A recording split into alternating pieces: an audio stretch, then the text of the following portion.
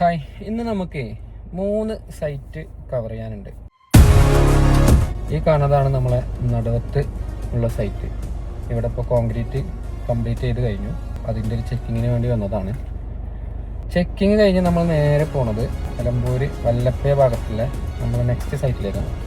ഈ കാണുന്നതാണ് നമ്മളെ രണ്ടാമത്തെ സൈറ്റ്.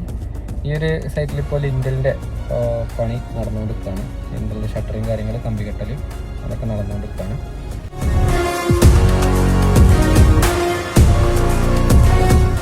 കഴിഞ്ഞ് നമുക്കിനി നേരെ നിലമ്പൂർ ചക്കാലക്കുത്ത് ഭാഗത്തുള്ള സൈറ്റിലേക്ക് പോവാം.